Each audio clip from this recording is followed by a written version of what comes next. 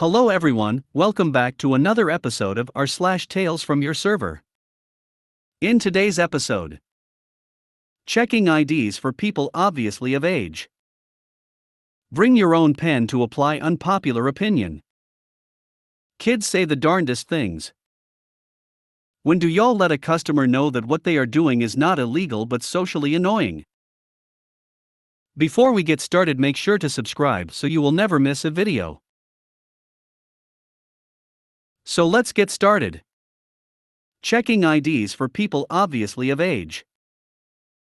This is a thing that drives me nuts. Had a table today of, probably, a mother, father, and their adult kids. So I card the 20-something and not the woman who's clearly in her mid to late 50s. And I get the standard, "Oh, why didn't you card me? You want to check my ID? LOL. No lady, you're obviously old enough to have birthed communism. Stop making this weird for me. This is a thing I gotta do to comply with the law, not a fun little game at the beginning of dinner. And if your F***king license was expired and I saw it, you wouldn't be drinking, so settle down." My brother had this happen to him. He carded the younger woman, and when her mom made a joke, he said, "Okay, so let's see yours then." She didn't have it on her, which meant they couldn't be seated in the bar and had to move. I had this happen to me as well. Mom was like, "Oh, didn't ID me?" "Alright ma'am, can I see your ID?" "Oh, don't have it with you?" "No Bud Light for you." "I know you're clearly of age, but the $1,000 fineable law says I can't if you don't have it." "It's in your car?" "Okay, see you soon." I'd what your state laws are, but my go-to when carding someone young but of age is telling them you're not 16, but you're not 40 either. If there's ever like a parent or someone with them that's clearly above 50, I always throw in "you're like a cool 41, which almost always works. But I have learned the hard way a few times that sometimes it's easier to just card them all. I carded one lady, she was 45. Oops. My sister works at Malwart. She cards everybody that wants anything age restricted. Her line is, "I don't care if someone has white hair or a walker and have more wrinkles than an elephant says. I'm not getting stuck with the fine for not getting a valid ID." They don't put her on the checkout lane where the cigarettes are anymore. I used to card everyone, and when they got mad, I told them my computer doesn't care what you look like, so I still need that ID. Grocery store where we had to scan in the IDs instead of just look at them. I asked a guy for his ID once and he pulled off his hat and was like, "Really? I'm bald." I wish I would have said, "Yes sir, even babies are born bald. ID please." Someone else on a similar thread commented something like, "I just carded you last week on your 21st birthday, did you think I could forget you?" And it's so genius I've been using it since. I like this. Stealing this for sure. I worked a very brief 30 days in a convenience store. I was very much like Dante without the experienced girlfriend. One evening I carded someone for cigarettes. They did not have ID. The person behind them in line offered to make the purchase on their behalf. Refused that sale as well. They threatened me in the store. Couple cops happened to be hanging out at the coffee area. All I had to do was turn my head and nod for them to be ejected immediately. My go-to line when the elder made the joke was something like, "You look like I can trust you, this one, not so much." I used to say the same exact thing, and it killed. So weird that we had the same line. I heard that in Borat's voice. Is it a Borat line? I'm 37. I don't care if you card me or not. What I do have though, is my ID on me at all times, because I'm king grown as semi-responsible man. Yes. One time I was carded for tobacco, and I didn't have my ID on me. I went home and got it because showing the cashier my chest hair and pointing out the gray in my beard was probably just going to make me look like a fool. Also, I'm an adult and know there are rules. At 40, being carded for wine was how I found out my ID was expiring in a few days. The cashier and I laughed because I'm obviously over 21, but their company policy is to ID everyone, and I'm so happy they did because I would have not realized it for goodness know how long. LOL. It's all fun and games until you respond with a customer service smile and oh, we're only required to check the IDs of people who look under 40. I've thrown an oh no, sorry, we don't have a senior discount. It not typically well received, but got to have some fun, right? When people who are 30 or younger excitedly ask me how old I think they look, I always tell them this and watch them deflate a little. You're 25, not 80, calm down. We still end up having a good time, but I want them to understand what the deal is so they'll be more chill the next time they get carded. If they ever give me flack about not carding them, I say if you remember Y2K, then I don't need to ID you. This one made me laugh, good one dude. Bring your own pen to apply unpopular opinion. All my coworkers disagree with me, but I think writing off an applicant because he doesn't have a pen to apply is asinine. Judging what supplies that somebody who is looking for a job has is unnecessary. And any restaurant that is truly professional will have pens to spare for potential applicants.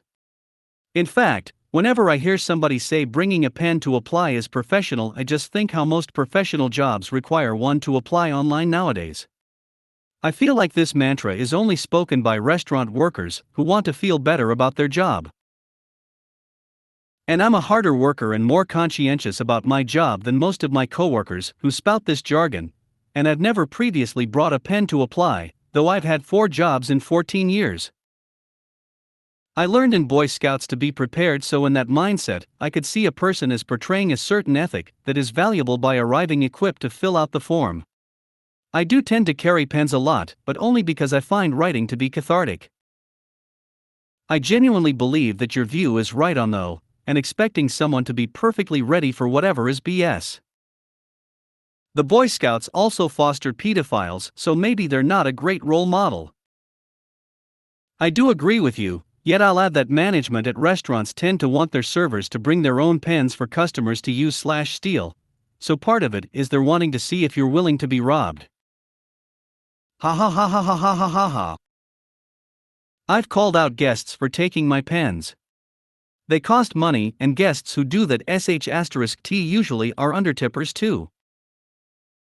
In my experience, the bring own pen employers are hosting dozens or hundreds of people for group interviews for multiple badly paid high turnover positions and expect numerous surprisingly unacceptable candidates to attend. Simple tasks like bring own pen simultaneously weed out people who can't follow simple instructions and save them bothering to buy a few boxes of pens. In my experience, I've seen this logic at places that don't do group interviews. Only one place was a group interview, where I got the job without a pen and was the youngest person in a group of 30. But like I said, for jobs in 14 years, I have literally never brought a pen to apply to jobs. What? Why would I expect to need my own pen? That's like expecting diners to bring a plate. No, you have plates. You have pens. It's not my responsibility to have this. Maybe I'm weird, but I always found it so bizarre that someone would want to write an application without a pen. It seems so unprofessional. I always submit my resume with my application and bring any extra copy during the interview. It's awesome that you can afford to print things. Before I moved in with my boyfriend and got access to a car, I couldn't even get to a library to use their free printing because I lived too far away. You have a printer that works? Fancy. I think it looks better to not need to ask for a pen, but I wouldn't rule out a candidate that didn't bring a pen. I would just be impressed with the one that did. I've seen too many simpletons who adhere to this logic to be swayed if I were a hiring manager. Bringing a pen to me is like looking for a pat on the head. Great for the political side of work, which admittedly is valid, but realistically says jack sh*t about your work ethic. Maybe it's because I carry a purse, but I always have a pen. And a server I work with who can't remember what tables are in his section also never applies without a pen. Okay, but should it be required and an indication of whether you're good at the job? That's the point. I have never seen such debates about a pen. Bless all your hearts. Seems like bringing a pen to apply is a good idea, except I don't know any workplaces that take paper applications anymore. Also, I've never heard of a workplace that doesn't have pens. So, logically, what? Some of y'all really bending over backwards to trash people with pens, and who come prepared. It's F***king weird. As someone who's done hiring, I wouldn't automatically discount someone for not having a pen, but it does say something that you didn't bring one to fill out apps. Unprepared? Scatterbrained? Not taking this seriously? You haven't kicked yourself out of the running, but you have given yourself another hurdle. It's like turning up without your CV emo. Never brought a pen to apply, and I hold the record for highest sales in a day for a solo server in my restaurant's history. Kids say the darndest things. When I was 19, I was getting into my second year as a team member at Mac Shack, Macaroni Grill. I had made it to serving at that point and was definitely still super anxious about taking tables in general. A man and his young son, maybe 6 or 7 years old, came in around mid-afternoon, presumably right after school let out for the lil lad, and enjoyed a nice and fairly simple meal. Naturally, when I offered them dessert, they were interested and wanted to know what we had, which consisted of items like chocolate cake, the apple crisp, and a pretty standard ice cream sundae for kids, among other things. When I mentioned the sundae, the kid, who had been in his own world coloring on the table, looks up at me and says, "You look like chocolate ice cream." I looked at the kid and tried to hold back my what the entire F face as I moved my attention over to the dad, who was pretty embarrassed by then. He puts his hand on the kid's shoulder and very politely ordered the sundae, which I seemed to resemble at the time, and asked for the bill, of course. I think the kid got 2 bites in, and they were out of there as if a bomb was about to drop. I'm 33 now and I still think about it occasionally. Kids can be a hoot sometimes. OMG man, LOL. Do you live somewhere that it's possible it was the kid's first time seeing a black man? I think I'd just die from embarrassment if I was the dad. When our eldest was 3-ish, we were in line behind a black lady at the market. Child pipes up, "Mommy, is she AN? Her skin is really dark." I was probably tomato colored. I apologized to the woman, said we did not use that word in our family. Told child she was never to say that word again. Apologized as lady walked away with her groceries. Her sitter used that word. We had words with the sitter. Left for that and other reasons, but that was a large part of it. One of the fun parts of being a parent, who boy. Try 15 minutes north of Austin. Slightly related, when my brother was little he legitimately thought Batman was called Blackman, understandable because he literally wears full black. But he would randomly burst out singing "Black Man. Nananana black man, anywhere and everywhere." Wildly embarrassing for my parents, who constantly corrected him and got nowhere. When my kid was just learning their colors, they used to point out the color of everything because they were so proud. We once ran into a coworker of mine. My kid points at her and says she's brown. Thankfully my coworker is used to random statements by kids, as she is a teacher, and responds with "like chocolate." And that was that. My nephew once told a sever or retail clerk, can't remember which, that he was a beautiful chocolate man. It's kinda weird but kinda a compliment, I hope.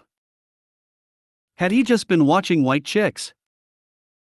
Oh man, this is something that could have been such a good learning opportunity for the little. I understand the uncomfortable nature of the question, but dad ignoring it doesn't help. A lot that age, kids notice differences that society notices. A quick thinking, that's an interesting observation you made about his skin. What about yours? Is it more vanilla or caramel? Then, let's talk about it more when we get home. Could have opened up the doors to a really important convo about race. Because if white parents aren't talking about it, we're screwed. When our daughter was around 3, we were at the local diner, where our server was a fine young guy who our daughter excitedly exclaimed, "Look Dad, it's Michael Jordan." He cracked up and played the part with her. It was too cute, and she got a free piece of pie, and he got a very generous tip. My son once said, "Mom, what's that creature?" while in line at a store. Lady was standing behind us when he said that, and I just wanted to die. Interesting creatures is my name for entitled people who demand you just psychically know their every wish.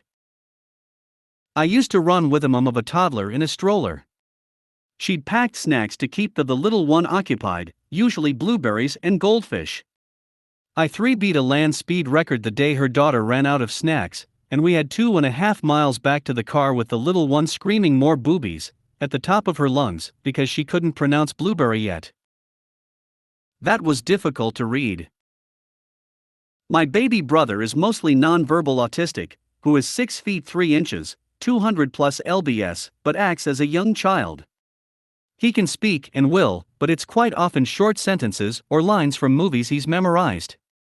We're from a pretty small town in Canada that was mostly white growing up, and when we got a Walmart he saw his first black lady. He bolted away from my dad and ran up and rubbed her cheek and whispered chocolate, and then ran back to my dad. My dad is super shy and very quiet, so he just took my brother and left without saying anything. When do y'all let a customer know that what they are doing is not illegal but socially annoying? I'm not talking about serious stuff. I'm just a server at a small cafe with little room, and there is a customer who is elderly but listening to a video on loud while sitting inside. She honestly turned it up to be heard over the cafe music we are currently playing. So are uncomfortable for other customers and me, as now I can hear it is an anti-mask video FML.